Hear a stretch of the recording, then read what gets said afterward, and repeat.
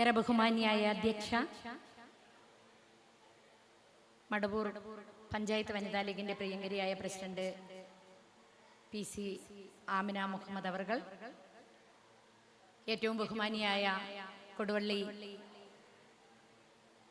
മണ്ഡലത്തിൻ്റെ വനിതാ ലീഗിന്റെ പ്രിയങ്കരിയായ പ്രസിഡന്റ് ഷെരീഫത്ത, വേദിയിൽ സന്നിഹിതരായിരിക്കുന്ന പ്രിയങ്കരനായ സെക്രട്ടറി സലീം കോളിക്കൽ സാഹിബ്, ഏറെ ബഹുമാനിയായ സലീന,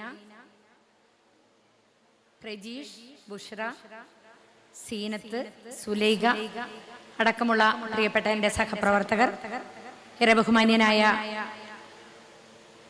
വാർഡ് മുസ്ലിം ലീഗിന്റെ വൈസ് പ്രസിഡന്റ് പ്രിയങ്കരനായ അഷ്റഫ് സാഹിബ് അടക്കമുള്ള വേദിയിൽ സന്നിഹിതരായിരിക്കുന്ന ബഹുമാന്യരായ നേതാക്കളെ, സദസ്സിലായിരിക്കുന്ന ഏറ്റവും പ്രിയപ്പെട്ട എൻ്റെ രക്ഷിതാക്കളായ കാരണവന്മാരെ, പ്രിയ സഹപ്രവർത്തകരായ സഹോദരി സഹോദരന്മാരെ, സുഹൃത്തുക്കളെ, കൊട്ടയ്ക്കാവയൽ മുസ്ലിം ലീഗിന്റെ നേതൃത്വത്തിൽ നടക്കുന്ന കുടുംബ സംഗമ വേദിയാണിത്. ഇഹ്തിജാജ് എന്ന് പേര് നൽകിയിട്ടുണ്ടെങ്കിലും അറബി വാക്കുകളും ഹിന്ദി വാക്കുകളും ഒക്കെ കോഴിക്കോട് ജില്ലയുടെ ഒരു പ്രത്യേകതയാണ്. ഷറഫുന്നീസ ടീച്ചറും മാമിന്റെ ടീച്ചറും ഒക്കെ അടങ്ങുന്ന വനിതാ ലീഗിന്റെ കമ്മിറ്റി കഴിഞ്ഞ കുറെ വർഷക്കാലമായി അനൗൺസ് ചെയ്യുന്ന പ്രോഗ്രാമുകളുടെ ഒക്കെ പേരുകൾ അങ്ങനെ തന്നെയാണ്. അടിസ്ഥാനപരമായി ഈ പ്രദേശത്തെ മുസ്ലിം ലീഗിന്റെ കുടുംബത്തിൽപ്പെടുന്ന ആളുകളുടെ ഒരു കുടുംബ സംഗമമാണ് ഇന്നിവിടെ നടക്കാൻ പോകുന്നത്. ഈ സംഗമവേദിയുടെ നീതിയുടെ പച്ചപ്പിൽ മതേതരത്വത്തിന്റെ കൈത്തിരി എന്ന വൺ ഡേ മീറ്റിൽ സ്നേഹ സംഗമവേദിയിൽ സംസാരിക്കാൻ കഴിയുന്നു, ഇവിടെ വന്നു നിൽക്കുന്നു എന്നുള്ളതിലേറെ അഭിമാനമുണ്ട്. ഒപ്പം ഇത്ര വലിയൊരു പ്രൗഢഗംഭീരമായ സദസ്സിനെ വിളിച്ചു ചേർത്ത് കുറെ ദിവസങ്ങളായി അതിനുവേണ്ടിയുള്ള പ്രയത്നങ്ങൾ നടത്തി ഈ വേദിയിലേക്ക് എത്തിച്ച് ഒന്നിച്ചു ചേരാൻ, ഒരു കുടുംബമായി മാറാൻ പരിശ്രമിക്കുകയും അതിന് പിന്നിൽ പ്രവർത്തിക്കുകയും ചെയ്ത കൊട്ടക്കാവയൽ മുസ്ലിം ലീഗ് കമ്മിറ്റിയുടെ ഏറെ ബഹുമാന്യരായ നേതാക്കളെ അഭിനന്ദിക്കുവാൻ കൂടി ഈ അവസരം ഞാൻ ഉപയോഗിക്കുകയാണ്. നമുക്കറിയാം, ഒരു യോഗം നടക്കണമെങ്കിൽ അല്ലെങ്കിൽ ഒരു പരിപാടിയിലേക്ക് ആളുകളെ എത്തിക്കണമെങ്കിൽ വലിയ പ്രയാസമുണ്ട് ഇന്നത്തെ കാലത്ത്. കാരണം എല്ലാ ആളുകൾക്കും തിരക്കാണ്. ആരോട് ചോദിച്ചാലും ബിസിയാണ്. ബിസി എന്ന വാക്കല്ലാതെ ഇപ്പൊ നമുക്ക് കേൾക്കാനില്ല. സ്ത്രീകളാണെങ്കിലും പുരുഷന്മാരാണെങ്കിലും ജീവിത പ്രയാസങ്ങളിലും അല്ലെങ്കിൽ അവരുടെ ജീവിതചര്യകളിലുമായി ബന്ധപ്പെട്ടുകൊണ്ട് ഇനി ഒരു തിരക്കുമില്ലെങ്കിലും എന്തെങ്കിലും കാര്യത്തിന് വിളിക്കുമ്പോൾ പറയും ഞാൻ ബിസിയാണ്, എനിക്ക് ഒഴിവില്ല എന്ന് പറയുന്ന ഒരു സാഹചര്യമാണ് ഇന്നത്തെ ഒരു സമൂഹത്തിൽ നിലനിൽക്കുന്നത്. ശരിക്കും അതൊരു ഫാഷനാക്കി ആളുകൾ മാറ്റിക്കൊണ്ടിരിക്കുക.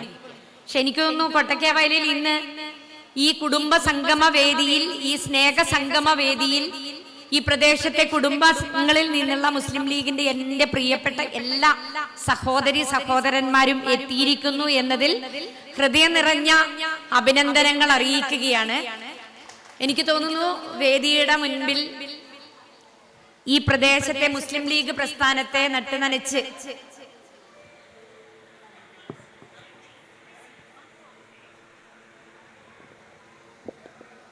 ഈ പ്രദേശത്തെ മുസ്ലിം ലീഗ് പ്രസ്ഥാനത്തെ നട്ടുനനച്ച് വളർത്തി അതിനെ വലിയൊരു വൃക്ഷമായി ഈ നാടിന് തണലേകാൻ വളർത്തിയ എൻ്റെ പ്രിയപ്പെട്ട മുസ്ലിം ലീഗിന്റെ സ്ഥാപകരായ ഈ പ്രദേശത്തെ കാരണവന്മാരാണ് മുന്നിലുള്ളത്.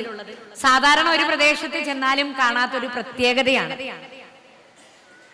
പ്രായമായ ആളുകളെ വീടിന്റെ ഒരു മൂലയിലേക്ക് ഒതുങ്ങാൻ പറയുന്ന ഒരു സംസ്കാരം ഇന്നത്തെ കാലത്ത് വളർന്നുകൊണ്ടിരിക്കുമ്പോഴാണ് മുസ്ലിം ലീഗ് എന്ന് പറയുന്ന ഒരു രാഷ്ട്രീയ പാർട്ടി തികച്ചും വ്യത്യസ്തമായി ഇത്തരത്തിലുള്ള മനുഷ്യരെ കൂടെ ചേർത്ത് നിർത്തണം എന്ന് നമ്മളെ പഠിപ്പിച്ചു കൊണ്ടിരിക്കുന്നു.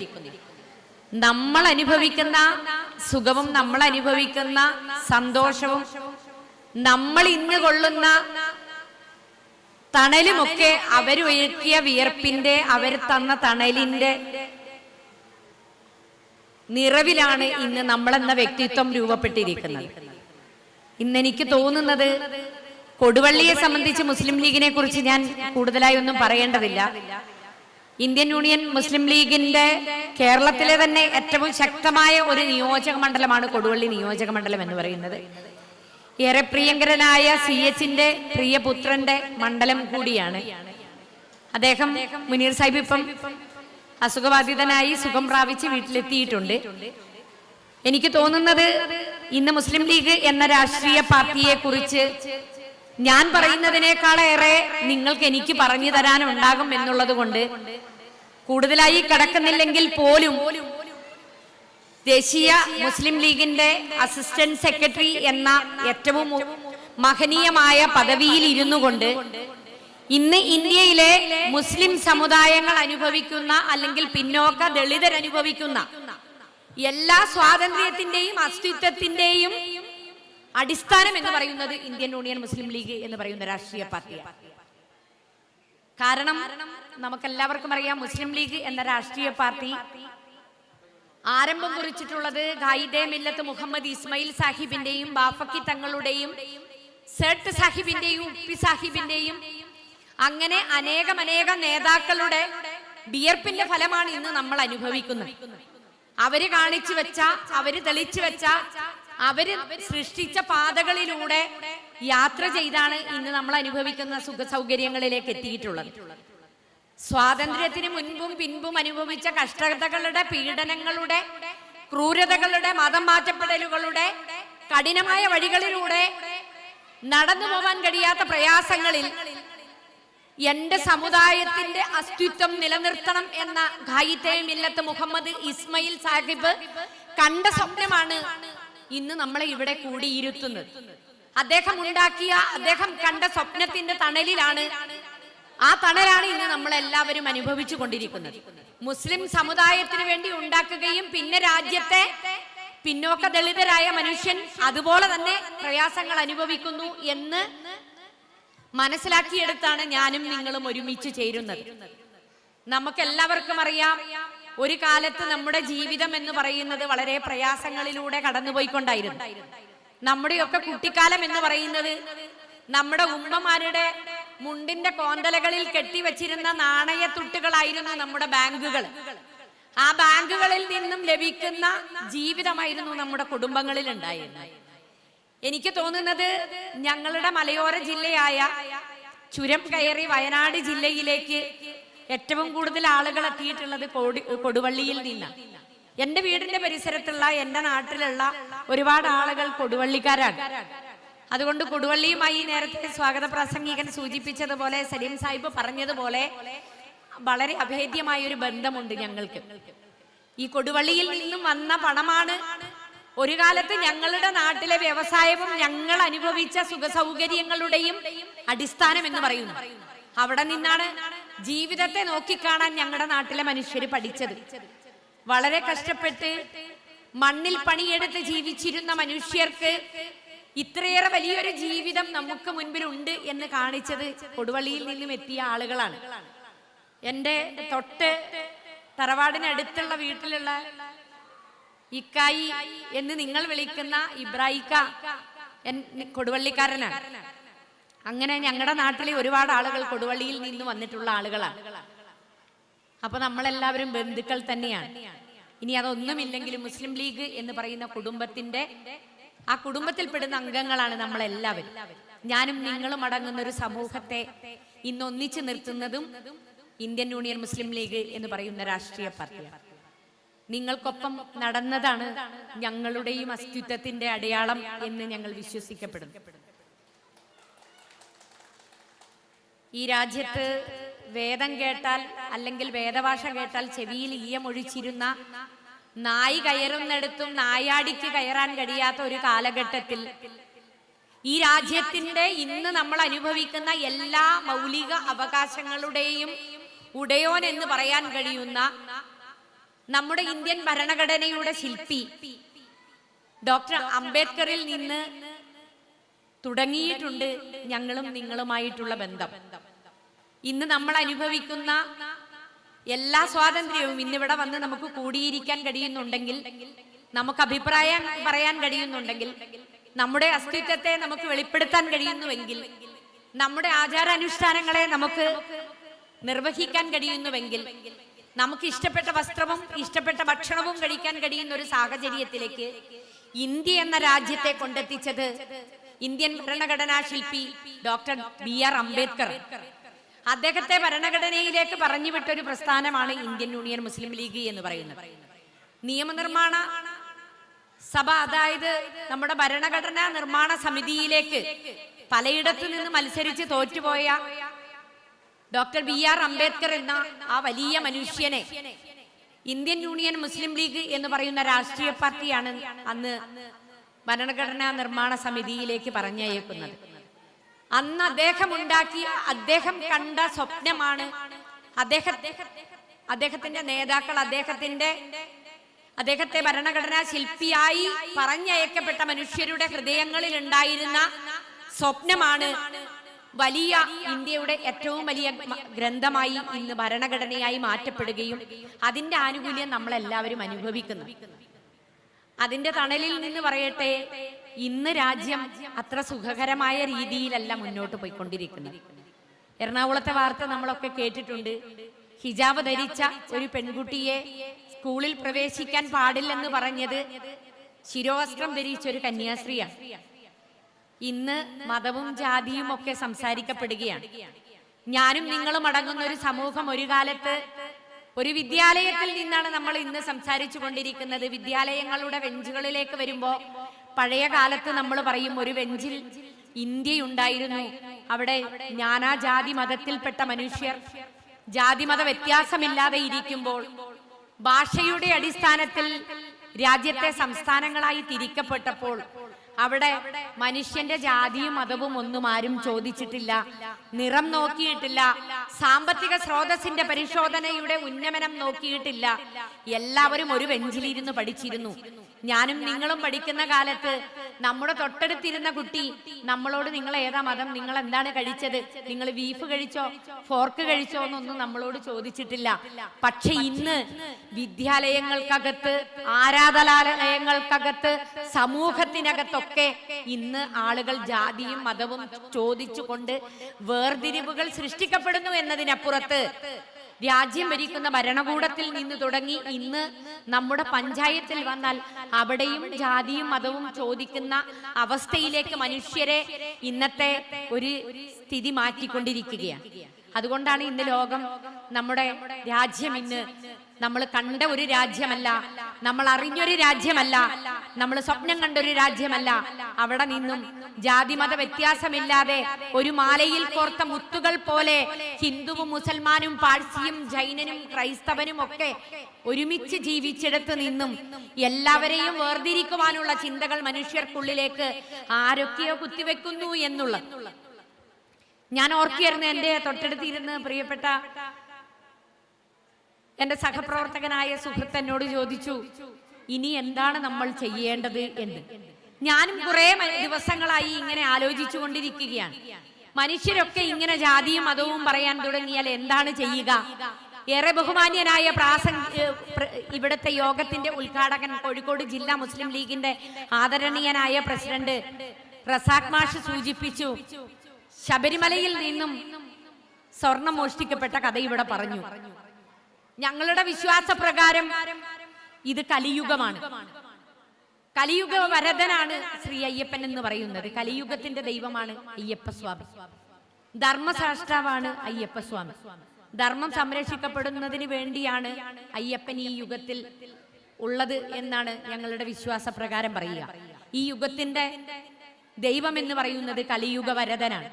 ആ കലിയുഗ വരദന്റെ സ്വർണം മോഷ്ടിക്കപ്പെടുന്നു എന്ന് പറയുമ്പോൾ ദൈവത്തിന് മുകളിൽ കലിയുഗത്തിൽ വിശ്വാസങ്ങൾക്ക് മുകളിൽ അധർമ്മം വരുമെന്നും സത്യത്തിന് മുകളിൽ അസത്യം വരുമെന്നും വിശ്വാസങ്ങൾക്ക് മുകളിൽ പൈശാചിക ശക്തികളുടെ ആധിപത്യമായിരിക്കും ഉണ്ടാവുക എന്നും ഞങ്ങളുടെ മതത്തിൽ പറയുന്നു. അതുപോലെ നിങ്ങളുടെ മതവിശ്വാസത്തിലും പറയുന്നു. ഇന്ന് നമ്മൾ എങ്ങനെ എന്തൊക്കെ പരിശ്രമം നടത്തിയാലും ഇന്ന് നെഗറ്റീവാണ് നമ്മുടെ ഇന്നത്തെ ശക്തികൾക്ക് മുകളിൽ, ദൈവത്തിന്റെ വിശ്വാസങ്ങൾക്ക് മുകളിൽ ഇരിക്കുന്നത്. എന്തുകൊണ്ടാണെന്ന് നിങ്ങൾ എപ്പോഴെങ്കിലും ആലോചിച്ചു നോക്കിയിട്ടുണ്ടോ? മതവിശ്വാസങ്ങളെ ചടങ്ങുകളാക്കി മാറ്റിക്കൊണ്ടിരിക്കുക മനുഷ്യർ. പ്രാർത്ഥനകളെ, വിശ്വാസങ്ങളെയൊക്കെ ആളുകളെ ബോധ്യപ്പെടുത്താനുള്ളതാക്കി ഇന്നത്തെ ഒരു സമൂഹം മാറ്റിക്കൊണ്ടിരിക്കുന്നിടത്താണ് ഇന്ന് നെഗറ്റീവ് എനർജി ഏറ്റവും കൂടുതൽ ഉയരത്തിൽ നിൽക്കുകയും പോസിറ്റീവായ ദൈവിക ശക്തികൾ താഴ്ന്നു പോകുകയും ചെയ്യുന്നത്. നമ്മുടെയൊക്കെ ജീവിതത്തെ എടുത്ത് പരിശോധിച്ചു കഴിഞ്ഞാൽ നമുക്ക് മനസ്സിലാകും, പ്രാർത്ഥന എന്ന് പറയുന്നത് ലോകത്തെ ഏറ്റവും വലിയ ശക്തിയാണ്. ഇന്ന് പ്രാർത്ഥനകൾ സത്യസന്ധമായി എത്ര പേര് നിർവഹിക്കപ്പെടുന്നു എന്ന് നമ്മളൊന്ന് വിശകലനം ചെയ്യേണ്ട കാലത്ത് കൂടിയാണ് ജീവിച്ചു കൊണ്ടിരിക്കുന്നത്. നമ്മുടെ മക്കളെ നോക്കുക, നമ്മുടെ മാതാപിതാക്കൾ നമ്മളെ പഠിപ്പിച്ചത് നമ്മുടെ മക്കളെ നമ്മൾ പഠിപ്പിക്കുന്നുണ്ടോ എന്ന് ശ്രദ്ധിക്കുക. ഉറക്കം ഇന്ന് രാവിലെ എഴുന്നേറ്റ് നിസ്കരിക്കേണ്ട, ബ്രഹ്മമുഹൂർത്തത്തിൽ എഴുന്നേറ്റ് പ്രാർത്ഥനകളിൽ വിളക്ക് കത്തിച്ച് പ്രാർത്ഥിക്കേണ്ട കുടുംബങ്ങളിൽ സന്ധ്യാദീപം കൊളുത്തേണ്ടിടത്ത് ഒരു പൂജാമുറി കെട്ടിവെച്ച് അതിനകത്ത് വിളക്ക് കൊളുത്തി നിസ്കാര സമയങ്ങളിൽ മറ്റു രീതികളിലേക്ക് നമ്മുടെ മക്കൾ വഴിമാറിപ്പോകുമ്പോൾ ആരാണ് അതിന്റെ ഉത്തരവാദികൾ എന്ന് പരിശോധിക്കേണ്ടിടത്താണ് ഇന്ന് നമ്മൾ എത്തി നിൽക്കുന്നത്. ഞാനും നിങ്ങളും അടങ്ങുന്ന ഒരു വിശ്വാസം, മതം ഏതോ ആവട്ടെ, ജാതി ഏതോ ആവട്ടെ, അവിടെ ദൈവവിശ്വാസം എന്ന് പറയുന്നത്, ആത്മീയത എന്ന് പറയുന്നത് ഇന്നത്തെ കാലഘട്ടത്തെ, ഇന്നത്തെ യുഗത്തെ, ഇന്നത്തെ മനുഷ്യരുടെ നിലനിൽപ്പിന് ഏറ്റവും അത്യന്താപേക്ഷിതമായ ഒന്നാണ് വിശ്വാസം എന്ന് പറയുന്നത്. ആ വിശ്വാസത്തിന്റെ നിലനിൽപ്പ് തന്നെ ഇന്ന് ചോദ്യം ചെയ്യപ്പെട്ടുകൊണ്ടിരിക്കുന്ന കാലത്തുകൂടെ കടന്നു പോകുമ്പോൾ ഞാനും നിങ്ങളും അടങ്ങുന്ന ഒരു സമൂഹം ദൈവവിശ്വാസത്തിൽ എത്രമാത്രം സത്യസന്ധരാണ് എന്ന് പരിശോധിക്കപ്പെടേണ്ടിയിരിക്കുന്നു. എനിക്ക് തോന്നുന്നത് ഇന്നത്തെ ഈ അനീതിയും അധർമ്മവും ഇന്ന് ഉള്ള ഈ നെഗറ്റീവും ഒക്കെ മാറണമെങ്കിൽ ഇന്ന് നമ്മുടെ സമൂഹത്തിൽ, നമ്മുടെ അന്തരീക്ഷത്തിൽ ദൈവത്തിന്റെ വിളികൾ ഉയർന്നു കേൾക്കണം എന്നുള്ളതാണ്. പ്രാർത്ഥനകൾ ഉയരണം എന്നുള്ളതാണ്. പ്രാർത്ഥനകൾ ഉയരുമ്പോൾ അവിടെ ദൈവത്തിന്റെ സാന്നിധ്യം ഉണ്ടാകും. ദൈവ സാന്നിധ്യം ഉണ്ടാകുമ്പോൾ ഇന്ന് ഈ രാജ്യത്ത് നിൽക്കുന്ന നെഗറ്റീവ് എനർജിയൊക്കെ മറയും എന്നുള്ള വിശ്വാസക്കാരിയാണ് ഞാൻ. അതുകൊണ്ട് ഞാനും നിങ്ങളും അടങ്ങുന്ന ഒരു സമൂഹം പ്രാർത്ഥനകളുടെ ആളുകളായി മാറണം, ദൈവവിശ്വാസികളായി മാറണം. എന്നെ പഠിപ്പിച്ചതും നിങ്ങളെ പഠിപ്പിച്ചതും ഒക്കെ നല്ല ഒരു മനുഷ്യൻ എന്ന് പറയണമെങ്കിൽ, ആ നല്ല മനുഷ്യരിലേക്ക് നമ്മൾ എത്തണമെങ്കിൽ നമ്മൾ നല്ലൊരു മതവിശ്വാസിയായിരിക്കണം. നല്ല ഒരു മതവിശ്വാസിക്ക് മാത്രമാണ് നല്ല ഒരു മനുഷ്യനാവാൻ പറ്റുക. നല്ല ഒരു മനുഷ്യനാവാൻ പഠിപ്പിക്കുന്നതിന്റെ പാഠശാലയാണ് ഇന്ത്യൻ യൂണിയൻ മുസ്ലിം ലീഗ് എന്ന് പറയുന്ന രാഷ്ട്രീയ പാർട്ടി. ആ രാഷ്ട്രീയ പാർട്ടിയുടെ തണലില്ല നമ്മളെല്ലാവരും ഇരിക്കുന്നത്. പിന്നെ എന്തുകൊണ്ട് നമുക്കത് സാധ്യമാകുന്നില്ല എന്നുള്ളതിന്റെ പരിശോധനകളും ആത്മപരിശോധനയും ഒക്കെ നമ്മൾ നടത്തപ്പെടേണ്ടിയിരിക്കുന്നു. ഒരു രാഷ്ട്രീയ പാർട്ടി എന്നുള്ള നിലയിൽ മാത്രമല്ല മുസ്ലിം ലീഗ് എന്ന ഈ സംവിധാനം ഉള്ളത്. ഖായിദെ മില്ലത്ത് മുഹമ്മദ് ഇസ്മായിൽ സാഹിബ് കണ്ട, ബാഫക്കി തങ്ങൾ കണ്ട, സീതി സാഹിബ് കണ്ട സ്വപ്നങ്ങൾ, ആ സ്വപ്നങ്ങളുടെ വഴികളിലൂടെ നമ്മൾ നടന്നു പോകുമ്പോൾ നമുക്കറിയാം നമ്മൾ ഒരുപാട് കഷ്ടപ്പാടുകൾ സഹിച്ചാണ് ഇന്ന് ഇവിടെ നിൽക്കുന്നത്. പക്ഷെ ഇന്ന് നമ്മുടെ ജീവിതം എടുത്തു നോക്കിയാൽ നമുക്കറിയാം, കിട്ടുന്ന പണത്തിന്റെ പകുതിയും നമ്മൾ ആർഭാടങ്ങൾക്ക് വേണ്ടി മാറ്റിവെക്കുക. സത്യത്തിൽ അതൊക്കെ ആവശ്യമുണ്ടോ എന്ന് വിലയിരുത്തപ്പെടേണ്ട ഒരു സാഹചര്യത്തിലേക്ക് പോയിക്കൊണ്ടിരിക്കുക. നിലനിൽപ്പ് ചോദ്യം ചെയ്യപ്പെടുന്ന രീതിയിലാണ് നമ്മൾ ഇന്ന് പണത്തിന്റെ വിനിയോഗം നടത്തിക്കൊണ്ടിരിക്കുന്നത്. ഇന്നത്തെ രാജ്യത്ത് ജീവിക്കണമെങ്കിൽ ഏറ്റവും വലിയത് സമ്പത്താണ്, പണമാണ്. ആ പണം നമ്മുടെ കയ്യിൽ കിട്ടുമ്പോൾ ആ പണത്തെ നമ്മൾ ഏറ്റവും നന്നായി വിനിയോഗിക്കുന്നുണ്ടോ എന്ന് നമ്മൾ പരിശോധിക്കണം. അത് നമ്മളിൽ നടക്കുന്നുണ്ടോ? ഇല്ല. ഞാനും നിങ്ങളും അടങ്ങുന്ന ഒരു സമൂഹം, ഞാനും നിങ്ങളും അടങ്ങുന്ന ഒരു മനുഷ്യർ, ഞങ്ങളുടെ മതവിശ്വാസ പ്രകാരം മനുഷ്യന്റെ ജന്മം എടുക്കണമെങ്കിൽ നായായും നരിയായും പുല്ലായും മരമായും ഒക്കെ പല ജന്മങ്ങൾ കഴിഞ്ഞാണ് ഒരു നരജന്മം കിട്ടുക എന്നുള്ളതാണ്.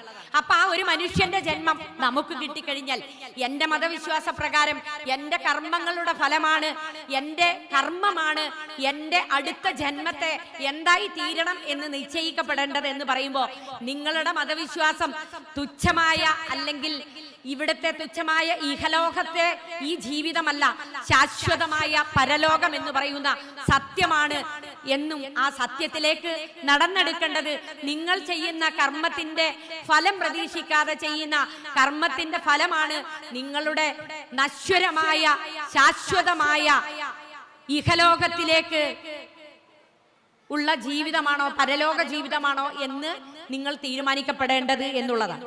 അപ്പൊ നമ്മുടെ കർമ്മഫലമാണ് അടുത്തത് എന്തായിരിക്കണം എന്ന് തീരുമാനിക്കപ്പെടേണ്ടത്. ആ കർമ്മത്തെക്കുറിച്ച് എപ്പോഴെങ്കിലും നമ്മൾ ആലോചിക്കപ്പെടുന്നുണ്ട്?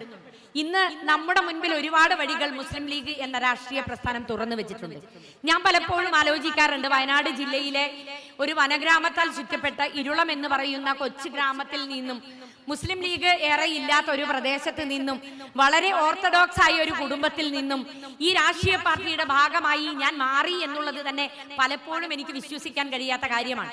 ഞാൻ യാത്ര ചെയ്ത് ഇന്ന് വയനാട്ടിൽ നിന്ന് ഇവിടെ കൊടുവള്ളി എത്തും വരെ എൻ്റെ ഡ്രൈവറായി വന്ന എൻ്റെ പ്രിയപ്പെട്ട കുട്ടിയോട് ഞാൻ ഇങ്ങനെ പറഞ്ഞുകൊണ്ടിരിക്കുകയാണ്, ശരിക്കും ഞാൻ ജനിച്ചു വളർന്ന ഒരു കുടുംബ സാഹചര്യം, എന്നെ വിവാഹം കഴിച്ചു പോയത് എൻ്റെ അമ്മാവന്റെ മകനാണ്. പ്രായപൂർത്തിയാവുന്നതിന് മുമ്പ്, ശരിക്കും ഇപ്പൊ ആണെങ്കിൽ ശൈശവ വിവാഹത്തിന് കേസെടുക്കും. അങ്ങനെ ഒരൊറ്റ ദിവസം സഹോദരിയുടെ വിവാഹം തീരുമാനിക്കാൻ വന്നെടുത്ത് എൻ്റെ മാമൻ വന്ന് എൻ്റെ വിവാഹം തീരുമാനിച്ച് ആ വിവാഹം നടന്ന് ഞാൻ ആ കുടുംബത്തിലേക്ക് ചെല്ലുമ്പോൾ ഞാൻ ജീവിച്ചിരുന്ന സാഹചര്യമല്ല അവിടെ ഉള്ളത്. വളരെ ഓർത്തഡോക്സ് ആയ മതവിശ്വാസങ്ങളായ സ്ത്രീകളുടെ ശബ്ദം ഉയർന്നു കേൾക്കാൻ പാടില്ല എന്ന വിശ്വാസമുള്ള ഒരു കുടുംബത്തിലേക്ക് കടന്നു ചെന്ന് ആ കുടുംബത്തിനകത്ത് നിന്നും ഒരു ജനപ്രതിനിധിയായി വരികയും അതിനോടൊപ്പം ഇന്ത്യൻ യൂണിയൻ മുസ്ലിം ലീഗ് എന്ന് പറയുന്ന രാഷ്ട്രീയ പാർട്ടിയുടെ ഏറ്റവും ഉയരങ്ങളിലേക്ക് യാത്ര ചെയ്ത് എത്തിയിട്ടുണ്ടെങ്കിൽ എങ്ങനെ സംഭവിച്ചു എന്ന് ഞാൻ പലപ്പോഴും ചിന്തിച്ചു പോകാറുണ്ട്. ഇപ്പൊ ഞാൻ ഇങ്ങനെ മനസ്സിലാക്കി വരികയാണ്, ഞാനും നിങ്ങളും ഒക്കെ ആഗ്രഹിക്കുന്നത്, ഞാനും നിങ്ങളും ഒക്കെ യാത്ര ചെയ്യുന്നത്, നമ്മുടെയൊക്കെ ജീവിതത്തിന്റെ പരമോന്നതമായ ആ സത്യത്തിലേക്ക് നടന്നെടുക്കുക എന്നുള്ളത്. മരണം എന്ന് പറയുന്നതാണ് ഏറ്റവും വലിയ സത്യം എന്ന് പറയുന്നത്. ആ സത്യത്തിലേക്ക് നടന്നെടുക്കുന്നതിന് മുൻപ് ഈ ഭൂമിയിൽ എന്തെങ്കിലുമൊക്കെ ചെയ്യണം എന്നുള്ളതായിരുന്നു എൻ്റെ അടിസ്ഥാനപരമായ ആഗ്രഹം എന്ന് പറയുന്നത്. ആ ആഗ്രഹം നിറവേറ്റപ്പെടണമെങ്കിൽ ഞാൻ ഇന്നിരിക്കുന്ന സാഹചര്യത്തിൽ എൻ്റെ കുടുംബവുമായി ബന്ധപ്പെട്ട്, എൻ്റെ കുടുംബത്തിൻ്റെ രാഷ്ട്രീയവുമായി ബന്ധപ്പെട്ടൊക്കെ ആ തലങ്ങളിലേക്ക് ഒരിക്കലും ഉയർന്നു ചെല്ലാൻ സാധിക്കുകയില്ല. അപ്പൊ ഞാൻ എന്തുകൊണ്ട് മുസ്ലിം ലീഗ് എന്ന് പറയുന്ന രാഷ്ട്രീയ പാർട്ടിയുടെ തണലിലെത്തി എന്ന് ഞാൻ ഇപ്പൊ മനസ്സിലാക്കുന്നു. ഞാനും നിങ്ങളും ആഗ്രഹിക്കുന്നത് ഒന്നായിരിക്കുന്നത് കൊണ്ടാണ്. ഈ രാജ്യത്ത് ജീവിക്കുന്ന പിന്നോക്ക സമൂഹത്തിൽപ്പെടുന്ന പാവപ്പെട്ടവരായ, അധസ്ഥിതരായ, അരികുവൽക്കരിക്കപ്പെട്ട, ഒറ്റപ്പെട്ടു പോയ, തളർന്നു പോയ മനുഷ്യരുടെ കരം പിടിക്കണമെന്നാണ് ഞാനും നിങ്ങളും ആഗ്രഹിച്ചത്. അതുകൊണ്ടാണ് ഈ കോടിക്കണക്കിന് മനുഷ്യരുള്ള ഈ ലോകത്ത് നിന്നും ഇന്ത്യൻ യൂണിയൻ മുസ്ലിം ലീഗ് എന്ന് പറയുന്ന രാഷ്ട്രീയ പാർട്ടിയുടെ മെമ്പർഷിപ്പ് നമ്മുടെയൊക്കെ കൈകളിൽ ഇരിക്കുന്നത്. ഞാനും നിങ്ങളും അടങ്ങുന്ന ഒരു സമൂഹം ഇന്ന് ഇന്ത്യൻ യൂണിയൻ മുസ്ലിം ലീഗ് എന്ന് പറയുന്ന രാഷ്ട്രീയ പാർട്ടിയുടെ മെമ്പർഷിപ്പിന് ഉടമകളായി മാറിയിട്ടുണ്ടെങ്കിൽ നമ്മുടെയൊക്കെ മനസ്സിലുള്ള ആഗ്രഹമാണ് നമ്മളെ എല്ലാവരെയും ഒരു വേദിയിൽ എത്തിച്ചിട്ടുള്ളത്. ഞാൻ നിങ്ങളും അടങ്ങുന്ന ഈ സമൂഹം ആ മെമ്പർഷിപ്പ് എടുത്ത് 20 രൂപ കൊടുത്ത് ഒരു മെമ്പർഷിപ്പ് മുറിച്ച് കയ്യിൽ വെക്കാൻ തന്നതല്ല. നമ്മളെ ദൈവം നിയോഗിക്കപ്പെട്ട് ഞാനും നിങ്ങളും ആയ മനുഷ്യർ നമ്മുടെ ജീവിതത്തിന്റെ ലക്ഷ്യം എന്താണ് നിങ്ങളുടെ ജീവിതത്തിന്റെ ലക്ഷ്യം? എന്താണ് നിങ്ങളുടെ ജീവിതത്തിന്റെ നിയോഗം? എന്താണ് നിങ്ങളുടെ നിയത്ത്? എന്താണ് നമ്മുടെ കടമ എന്ന്, അല്ലെങ്കിൽ നമ്മുടെ ധർമ്മം എന്ന് ചിന്തിക്കപ്പെടുമ്പോ ജീവിത ധർമ്മം എന്താണ്? നിങ്ങൾ ജീവിക്കുന്നത് എന്തിനു വേണ്ടിയാ? എൻ്റെ കുടുംബത്തിന് വേണ്ടി, എൻ്റെ ഭാര്യയ്ക്ക് വേണ്ടി, എൻ്റെ മക്കൾക്ക് വേണ്ടി, എൻ്റെ ഭർത്താവിന് വേണ്ടി, എൻ്റെ മാതാപിതാക്കൾക്ക് വേണ്ടി, അല്ലെങ്കിൽ പല പല ആഗ്രഹങ്ങൾ ഉണ്ടാവാം. ഒരു പൈലറ്റ് ആവണം, ഡോക്ടർ ആവണം, എഞ്ചിനീയർ ആവണം, അല്ലെങ്കിൽ മറ്റേതെങ്കിലും തരത്തിലുള്ള സ്വപ്നങ്ങളൊക്കെ നമ്മൾ പറയുമ്പോഴും അടിസ്ഥാനപരമായി നമ്മളൊരു നല്ല മനുഷ്യരാവണം എന്നുള്ളതാണ് ആഗ്രഹിക്കുന്നത്. ആ നല്ല മനുഷ്യരിലേക്ക് യാത്ര ചെയ്യുവാനുള്ള വഴികളാണ് നമുക്ക് മുസ്ലിം ലീഗ് എന്ന് പറയുന്ന രാഷ്ട്രീയ പാർട്ടി ഒരുക്കി തന്നിട്ടുള്ളത്. നമ്മുടെ മുൻപിൽ പല വഴികൾ തുറന്നു വെച്ചിട്ടുണ്ട്. നേരത്തെ ഇവിടെ സൂചിപ്പിച്ചതുപോലെ പൂക്കോയ തങ്ങൾ ഹോസ്പേസ് എന്ന് പറയുന്ന മഹാനായ പൂക്കോയ തങ്ങൾ എന്ന് പറയുന്ന മനുഷ്യന്റെ പേരിൽ അറിയപ്പെടുന്ന പെയിൻ ആൻഡ് പാലിയേറ്റീവ് സംവിധാനത്തെ മുസ്ലിം ലീഗ് നമുക്ക് മുൻപിൽ തുറന്നു വെച്ചിരിക്കുന്നു. ഞങ്ങളുടെ നാട്ടിലെ മനുഷ്യർ ആതുര സേവന രംഗത്ത് ചികിത്സ കിട്ടാതെ വലയുമ്പോൾ ചുരമിറങ്ങി എത്രയോ ആയിരക്കണക്കിന് മനുഷ്യരുടെ ജീവൻ പൊലിഞ്ഞു പോകുമ്പോൾ അവിടെ നിന്ന് ചുരമിറങ്ങി വന്നാൽ ജീവിതത്തിന്റെ പ്രതീക്ഷയാണ് CH സെന്റർ എന്ന് പറയുന്ന ഒരു സ്ഥാപനം. അത് മുസ്ലിം ലീഗിന്റെയാണ്, നമ്മുടേതാണ്. അതിന് അവകാശികൾ നമ്മൾ മാത്രമാണ്.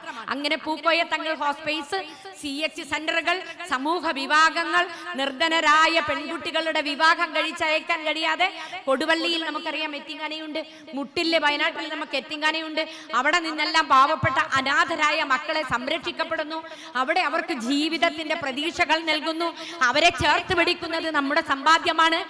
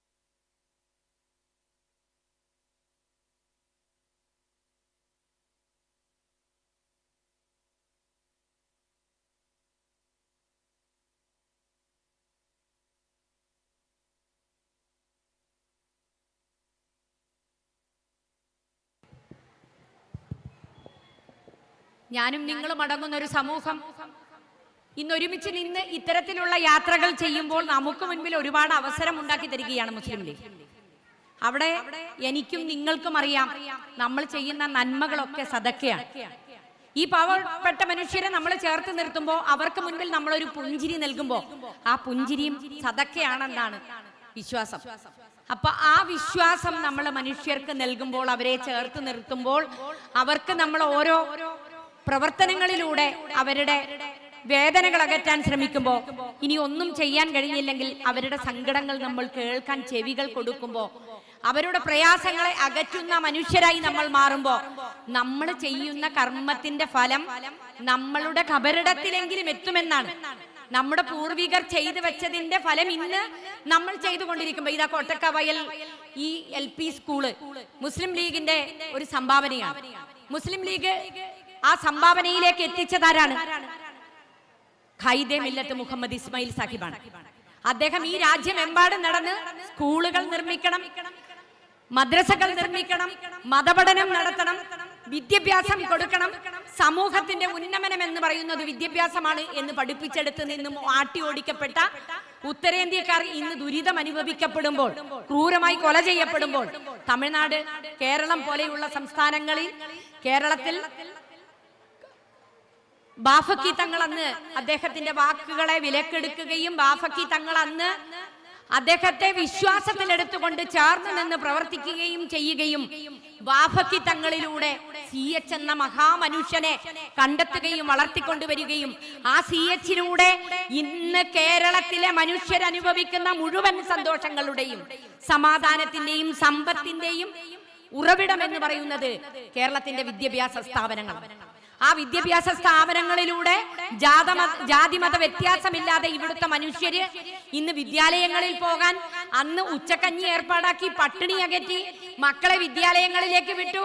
പഠിക്കാൻ ശേഷിയില്ലാത്ത മക്കളെ വിടാൻ കഴിയാതെ വന്നപ്പോ സ്കോളർഷിപ്പുകൾ കൊടുത്തു. ആ രീതിയിൽ മക്കളെ വിദ്യാലയങ്ങളിൽ എത്തിച്ചു.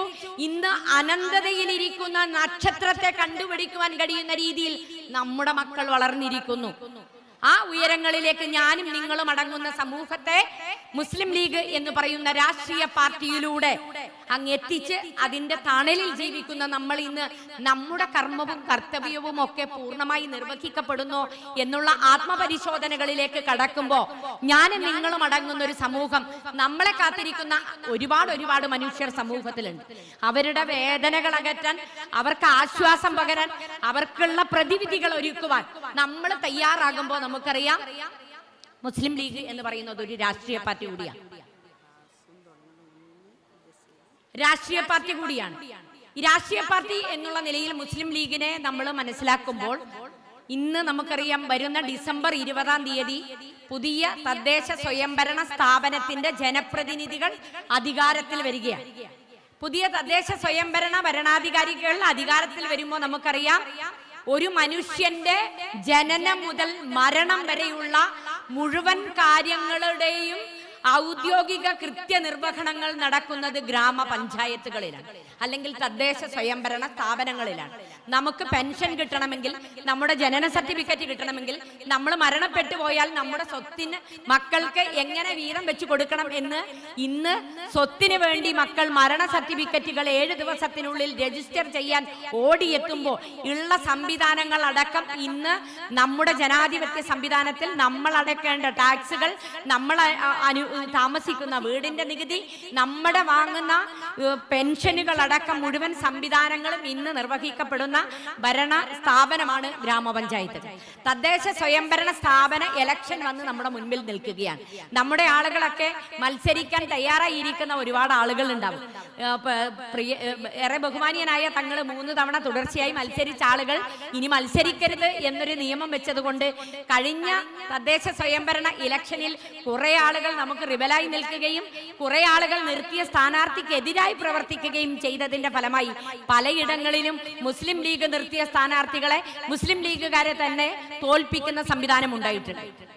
ആ സംവിധാനത്തിൽ നിന്ന് പാർട്ടിയുടെ ഉന്നതനായ നേതാവ് എന്നുള്ള നിലയിലും നമ്മുടെ അവസാന വാക്ക് എന്നുള്ള നിലയെയും പാണക്കാട് കൊടപ്പനക്കൽ തറവാട്ടിലെ സയ്യിദ് സാദിഖ് അലി ശിഹാബ് തങ്ങളുടെ വാക്കുകളെ ഏറ്റവും ഉന്നതമായ വാക്കുകളായി എടുത്തുകൊണ്ട് ഈ വരുന്ന തദ്ദേശ സ്വയംഭരണ ഇലക്ഷനിലേക്ക് നമുക്ക് സ്ഥാനാർത്ഥികളെ നിശ്ചയിക്കപ്പെടുമ്പോൾ നമ്മുടെ പ്രിയപ്പെട്ട സഹോദരങ്ങൾക്കിടയിൽ നിന്നും അർഹരായ ആളുകളെ അത് ഒരു സ്ഥാനത്തെത്തണമെങ്കിൽ കൃത്യമായി നിങ്ങൾ മനസ്സിലാക്കിക്കൊള്ളുക. അത് നമുക്ക് ദൈവം വിധിച്ചിട്ടുണ്ടെങ്കിലേ നമുക്ക് കിട്ടുകയുള്ളൂ. അത് പിടിച്ചു വാങ്ങേണ്ട ഒരു സാധനമല്ല.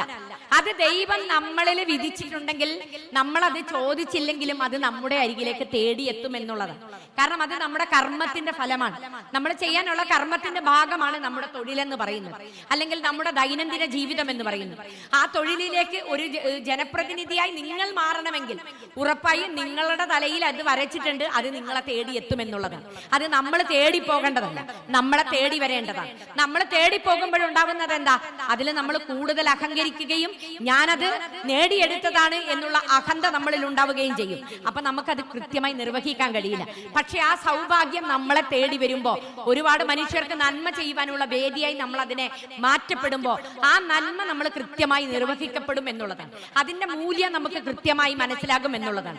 നമുക്കറിയാം, ഇന്ന് MSFന്റെ തെരഞ്ഞെടുപ്പൊക്കെ നടന്ന് നമ്മുടെയൊക്കെ പ്രദേശത്തുള്ള വിദ്യാലയങ്ങൾ നമുക്ക് നഷ്ടപ്പെട്ടു പോയിട്ടുണ്ടെങ്കിൽ അതിന്റെ ഉത്തരവാദികൾ ഇവിടെ ഇരിക്കുന്ന മുസ്ലിം ലീഗിന്റെ വനിതാ ലീഗിന്റെ പ്രവർത്തകരാണ്. കാരണം എന്താണെന്നറിയോ? നമ്മുടെ മക്കളുടെ രാഷ്ട്രീയം നമുക്കറിയാതെ പോയതുകൊണ്ട് നമ്മൾ ഇന്ന് രാഷ്ട്രീയം പറയണം. കാരണം നമ്മുടെ അടുക്കളയിൽ പോലും രാഷ്ട്രീയമുണ്ട്. ആ അടുക്കളയിൽ എത്തി നിൽക്കുന്ന രാഷ്ട്രീയത്തെ നമ്മൾ മനസ്സിലാക്കിയിട്ടില്ലെങ്കിൽ സമൂഹം നമ്മളെ മനസ്സിലാക്കി തരും. വിശ്വാസമില്ലാത്ത അവിശ്വാസികളായ ഇടതുപക്ഷ ജനാധിപത്യ മുന്നണിയുടെ SFIയുടെ കുട്ടികൾ മയക്കുമരുന്നുകൾ കൊടുത്ത്, വാഗ്ദാനങ്ങൾ കൊടുത്ത്, പെൺകുട്ടികളെ കാണിച്ചു കൊടുത്ത്, നമ്മുടെ കൂട്ടത്തിലിരിക്കുന്ന കുട്ടികളുടെ വിശ്വാസങ്ങൾ വരെ 4 ദിവസം കാണുന്ന ചെറുപ്പക്കാരന്റെ പുറകില് ത്രിവർണ പതാക പിടിച്ചിരുന്ന കുട്ടികള്, ഹരിത പതാക പിടിച്ചിരുന്ന കുട്ടികളൊക്കെ കൂടെ വിശ്വാസത്തിനപ്പുറത്ത് ഇന്ന് 4 ദിവസം കാണുന്നവന്റെ കൂടെ വളർത്തി വലുതാക്കിയ മാതാപിതാക്കളെ വലിച്ചെറിഞ്ഞ്, ആരാധിച്ചു വന്നിരുന്ന വിശ്വാസങ്ങളെ, ആചാരങ്ങളെ വലിച്ചെറിഞ്ഞ് അവിടെ ചെങ്കൊടിയുടെ പിന്നിൽ നിന്നുകൊണ്ട് വിവാഹം കഴിക്കുന്നതൊക്കെ നമ്മൾ കണ്ടുകൊണ്ടിരിക്കുക. അപ്പോ അവിശ്വാസികളുടെ ഇടയിൽ പെട്ടുപോകാതിരിക്കണമെങ്കിൽ, നമ്മളുടെ കുടുംബം നമ്മൾ നല്ല മനുഷ്യരായി ഇരിക്കണമെങ്കിൽ, നമ്മുടെ വീട്ടിനകത്തിരിക്കുന്ന മക്കളുടെ രാഷ്ട്രീയം, നാളെയുടെ രാഷ്ട്രീയം, ഹരിത രാഷ്ട്രീയം നിലനിർത്തണമെങ്കിൽ MSF ഉയരങ്ങളിലേക്ക് എത്തണം, ഹരിത ഉയരങ്ങളിലേക്ക് എത്തണം. യൂത്ത് ലീഗിന്റെ തണലായി നമ്മൾ നിൽക്കണം. അതിന് നമ്മൾ യാത്ര ചെയ്യണമെങ്കിൽ നമ്മുടെ കുടുംബത്തിനകത്ത് ഏതൊക്കെ രാഷ്ട്രീയമുണ്ട് എന്ന് നമ്മൾ പഠിക്കേണ്ടിയിരിക്കുന്നു. ആ പഠനങ്ങളിലേക്ക് എൻ്റെ പ്രിയപ്പെട്ട സഹോദരിമാർ കടന്നു ചെല്ലണം എന്നുള്ള അഭ്യർത്ഥനയോടുകൂടി ഇന്ന് ഇന്ത്യൻ യൂണിയൻ മുസ്ലിം ലീഗിന്റെ കൊട്ടക്കവയൽ എന്ന പ്രിയപ്പെട്ട എൻ്റെ സഹപ്രവർത്തകരായ ഈ പ്രദേശത്തെ നല്ലവരായ മുസ്ലിം ലീഗിന്റെ പ്രവർത്തകരുടെ ക്ഷണം സ്വീകരിച്ചുകൊണ്ട് ഇന്ന് ഈ വേദിയിലെത്തുവാനും നിങ്ങളെ കാണുവാനും നിങ്ങളുമായി സംസാരിക്കുവാനും അവസരം തന്നതിൽ ഹൃദയം നിറഞ്ഞ നന്ദി അറിയിച്ചുകൊണ്ട് ഞാനും നിങ്ങളും അടങ്ങുന്ന ഒരു സമൂഹത്തിന് നന്മ ചെയ്യുവാൻ വേണ്ടിയുള്ള ഒരു വഴിയായി, നല്ല മനുഷ്യനാവാനുള്ള ഒരു വഴിയായി ഇന്ത്യൻ യൂണിയൻ മുസ്ലിം ലീഗ് എന്ന് പറയുന്ന രാഷ്ട്രീയ പാർട്ടി നമ്മുടെ കയ്യിൽ 20 രൂപയുടെ മെമ്പർഷിപ്പ് തന്നിട്ടുണ്ടെങ്കിൽ വലിയ ഉത്തരവാദിത്വം നമ്മുടെ ജീവിതത്തിലുണ്ട്. അത് വെറുതെ ജീവിച്ച് മരിച്ചു പോകാനുള്ളതല്ല. ഞാനും നിങ്ങളും അടങ്ങുന്ന ഒരു സമൂഹം ഇവിടെ ജീവിച്ചിരുന്നു എന്നതിന്റെ അടയാളപ്പെടുത്തലുകൾ കോറി വെച്ചുകൊണ്ട് മരണപ്പെട്ടു പോകുമ്പോ ഞാനും നിങ്ങളും അടങ്ങുന്ന ഒരു സമൂഹം ഈ ലോകത്ത് ജീവിച്ചിരുന്നു എന്നതിന്റെ അടയാളം, ജീവിച്ചിരിക്കുമ്പോൾ തന്നെ നല്ലത് പറയിപ്പിക്കുവാൻ കഴിയുന്ന പ്രവർത്തന വഴികളിലേക്ക് കടന്നു പോകുവാൻ, നല്ല മനുഷ്യരാകുവാൻ നിങ്ങൾക്ക് കഴിയുമാറാവട്ടെ എന്നുള്ള എല്ലാ പ്രാർത്ഥനകളും നേർന്നുകൊണ്ട് ഞാൻ എൻ്റെ വാക്കുകൾക്ക് വിരാമമിടുകയാണ്. ഇന്ന് ഇവിടെ വരാൻ കഴിഞ്ഞതിൽ ഹൃദയം നിറഞ്ഞ നന്ദി ഒരിക്കൽ കൂടി അറിയിച്ചുകൊണ്ട് ഞാൻ എൻ്റെ വാക്കുകൾ നിർത്തട്ടെ. നന്ദി, നമസ്കാരം.